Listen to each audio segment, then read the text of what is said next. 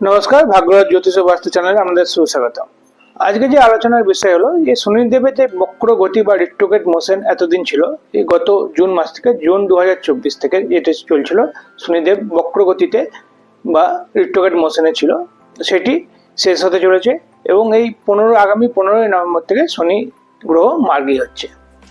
তার ফলে যে এই জুন মাস থেকে এই নভেম্বর পর্যন্ত, নভেম্বরের মাঝামাঝি পর্যন্ত যাদের বিভিন্ন ভাবে মানে কর্মে ফল পাচ্ছিলেন না, নানা রকম হ্যারাসমেন্টের মধ্যে দিয়ে যাচ্ছিলেন, ব্যবসা বাণিজ্যে মন্দা দেখা যাচ্ছিল, শারীরিক সমস্যা, এগুলো কিন্তু শনিদেবের বক্রগতিতে কিন্তু মানে আপনারা যেটা ফেস করেছেন, তো সেটা কিন্তু লাঘব হতে চলেছে এই শনি গ্রহ মার্গী হওয়াতে।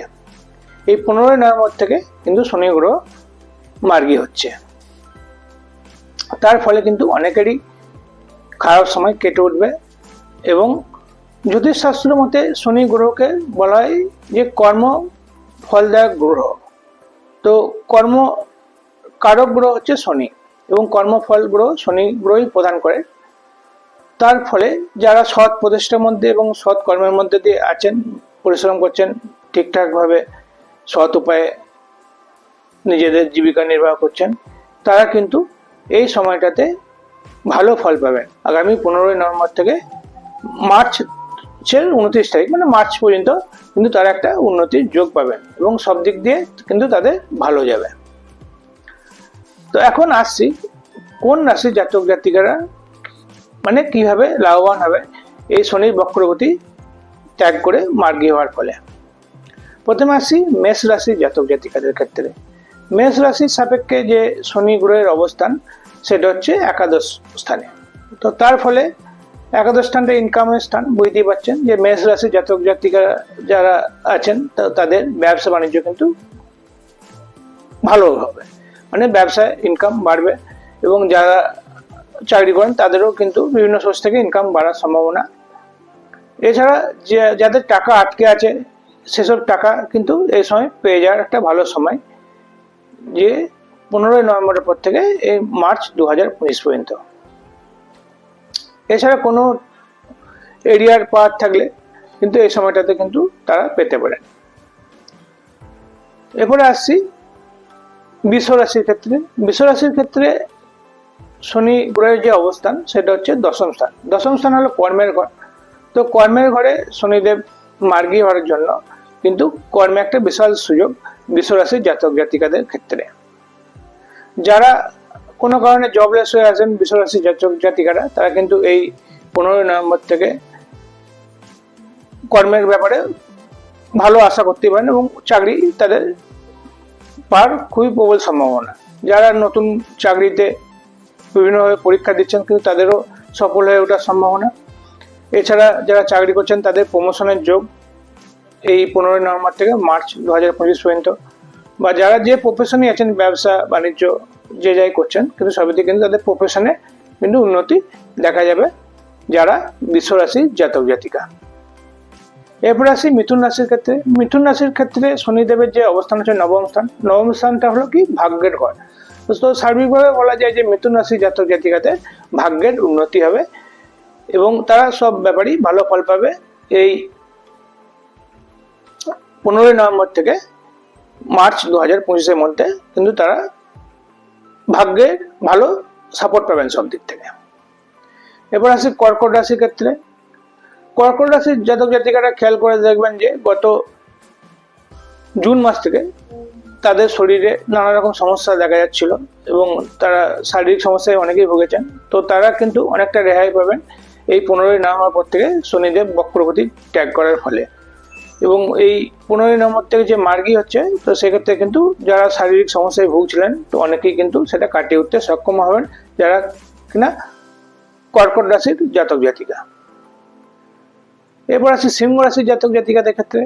সিংহ রাশির জাতক জাতিকাদের যারা ব্যবসায়ী আছেন, তো তাদের কিন্তু ব্যবসা খুব ভালোভাবে বেড়ে ওঠার সম্ভাবনা প্রবল এবং সপ্তম স্থানে শনিদেবের অবস্থান থাকার জন্য কিন্তু যারা পার্টনারশিপে ব্যবসা আছে তাদের, বা ফ্র্যাঞ্চাইজি বিজনেস আছেন বা পার্টনারশিপে বিজনেস করছেন, তারা কিন্তু আরো বিশেষভাবে সফল হবেন। আর সিংহ রাশির জাতক জাতিকা যাতে এতদিন বিভিন্ন চেষ্টা করে বিবাহ হচ্ছিল না, বিবাহের ক্ষেত্রে বাধা পড়ছিল, কিন্তু তাদেরও এই বাধা কেটে যাওয়ার সম্ভাবনা প্রবল এবং তাদেরও বিবাহের ভালো যোগ আসবে কিন্তু এই 15 নভেম্বর থেকে 2025 মার্চ মাস পর্যন্ত। এরপর আসছি কন্যা রাশির ক্ষেত্রে। কন্যা রাশির ক্ষেত্রে দেখবেন খেয়াল করে যে কন্যা রাশির জাতক জাতিকারা এই গত জুন মাস থেকে এই নভেম্বর পর্যন্ত মোটামুটি ভাবে তারা নানা রকম বাধা বিঘ্নের সম্মুখীন হয়েছেন। হ্যাঁ, বিশেষ করে তাদের কর্মস্থলে বাধা বিঘ্ন বা তাদের শত্রু দ্বারা হ্যারাসমেন্ট এগুলো কিন্তু হয়েছেন। তো এই শনির বক্রগতি ত্যাগ করছে 15 নভেম্বর থেকে।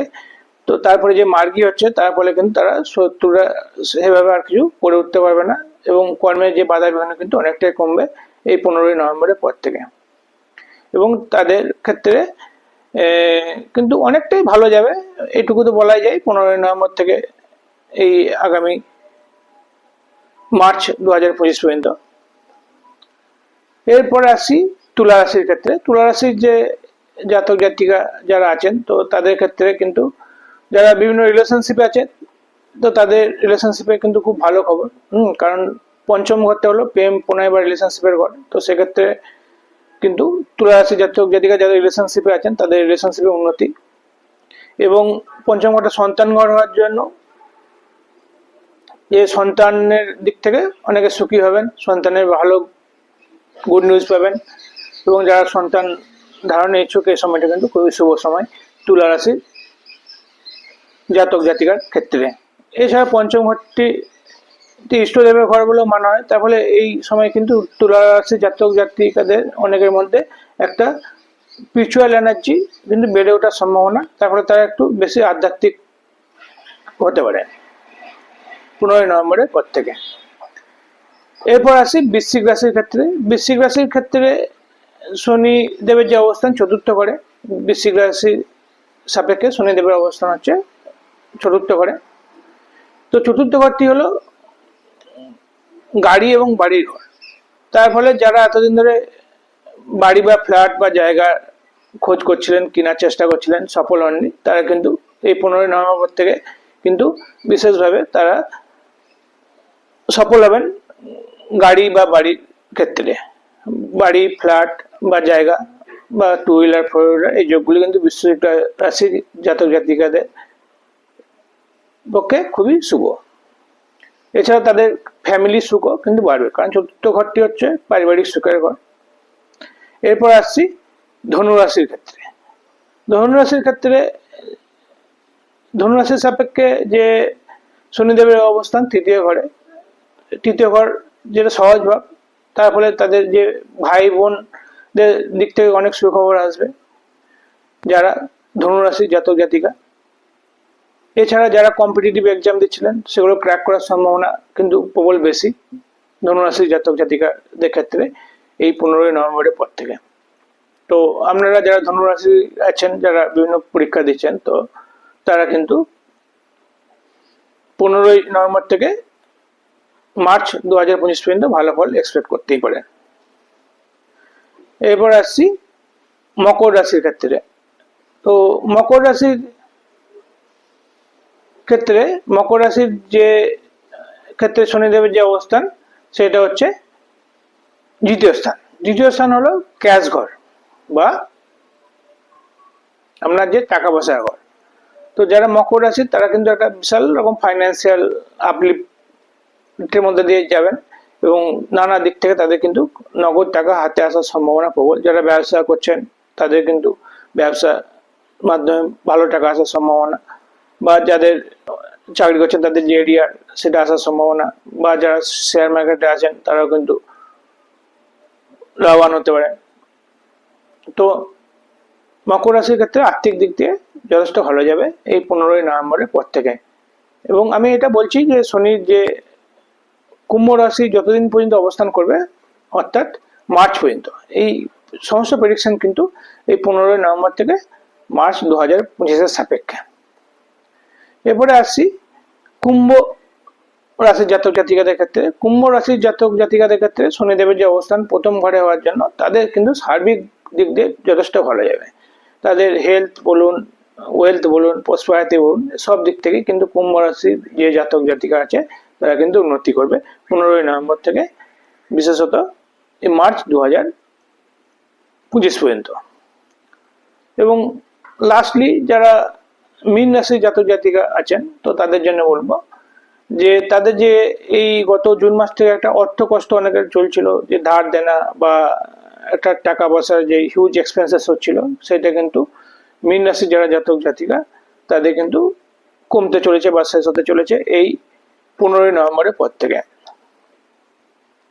15 নভেম্বরের পর থেকে তারা কিন্তু অর্থ কষ্ট যেটা ফেস করছিলেন সেটা কিন্তু অনেকটাই কমে যাবে। তো এগুলো আমি জেনারেল রাশি সাপেক্ষে প্রেডিকশনগুলি বললাম, বিভিন্ন রাশি জাতক জাতিকাদের কিরকম ভাবে শনির বক্রগতি ত্যাগ করার ফলে কিভাবে লাভবান হবেন। দেখুন, এই যে রেজাল্ট কিন্তু কিছুটা কম বেশি হবে শনিদেবের যে লগ্ন সাপেক্ষে অবস্থান, হ্যাঁ, সেটা হচ্ছে ইন্ডিভিজুয়াল হরোস্কোপ। ইন্ডিভিজুয়াল হরোস্কোপে যদি শনি কারো ভালো স্থানে থাকে তারা আরো ভালো ফল পাবেন, যদি খারাপ স্থান থাকে তো ভালো ফল কিছুটা কম পাবেন। তো জেনারেল হিসেবে দেখুন যে শনিদেবের যে বক্রগতি ত্যাগ করে যে মার্গী হওয়ার ডেটটা হচ্ছে 15 নভেম্বর। তো সেদিন হচ্ছে শুক্রবার। তো আপনারা সেদিন চাইলেও যে শনিদেবের উদ্দেশ্যে পূজা পাঠ দিতে পারেন শনি মন্দিরে গিয়ে, বা তারপর দিন যে শনিবারও কিন্তু শনি মন্দিরে পূজা পাঠ দিতে পারেন। তাহলে কিন্তু শনির যে মার্গী গতিতে শনিদেবের কৃপায় কিন্তু আপনাদের যে কর্মের ফল সেটা কিন্তু অনেক ভালো পাবেন আরো। এছাড়া যারা হয়তো পুজো দিতে পারছেন না, তো ঘরে থেকেও শনিদেবকে স্মরণ করতে পারেন, যে শনিদেবের যে জপের মন্ত্র ওং সং শনেশ্বরায় নমঃ, আবার বলছি ওং সং শনেশ্বরায় নমঃ, ওং সং শনেশ্বরায় নমঃ, এই মন্ত্রটি তারা ঘরে 108 বার জপ করতেই পারেন। জপ করলেও কিন্তু শনিদেব যে মার্গী গতি শুরু হচ্ছে 15 নভেম্বর থেকে, তো তাতে করে কিন্তু আপনাদের সময়টা আরো ভালো যাবে। তো আজ এই পর্যন্তই। ভিডিওটি কেমন লাগলো সেটা কমেন্টে জানাবেন, ভালো লাগলে লাইক করবেন আর চ্যানেলটিকে সাবস্ক্রাইব করবেন। সাবস্ক্রাইব করলে কিন্তু আরো ভালো ভালো ভিডিও আপনাদের জন্য নিয়ে হাজির হব। সুস্থ থাকবেন, ভালো থাকবেন, নমস্কার।